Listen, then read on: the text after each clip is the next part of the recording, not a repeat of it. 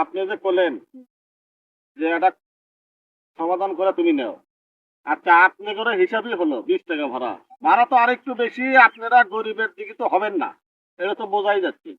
কারণ কি জানেন? রিস্কাওয়ালার পক্ষে এই পৃথিবীর কোনো লোক কেউ হতে চায় না। রিস্কাওয়ালাকে সবাই যদি কমাইতে দিতে চায়, তারা ততই মনে হয় যে বেঁচে যায়। আচ্ছা যাই হোক, আপনি বললেন 20 টাকা। আচ্ছা ঠিক আছে, আপনি আমাকে 20 টাকাই দেন।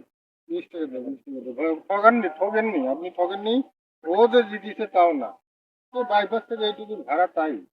কাঁচা রাস্তার জন্য হয়তো আপনি একটু ঘুরতে চাচ্ছেন, কিন্তু একজনের উপর চাপ দিয়ে হবে না তো। আপনি গাড়ির চাকা ঘুরান, ইনশাল্লাহ আপনারও পিছিয়ে যাবে। মন তবে খারাপ যাই করেন হোক না, মামা, আমার বিশ্বাস। বোন মন খারাপ করে। আমি বিশ্বাস, আমি আমি আমার বিবেক থেকে আমি বলতেছি আমি কাউকে ঠকাইনি।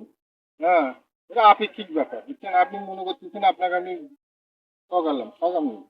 ভাড়ার একটা জায়গা পরিমাপ থাকে, আমি ওই পরিমাপ অনুযায়ী বলি। কিন্তু মামা যাই কোন তাই কোন, বুঝছেন? আপনি রিস্কাওয়ালা গরিব মানুষের দিকে হলেন না, আপনার বিচারটা আমার পছন্দ হল না।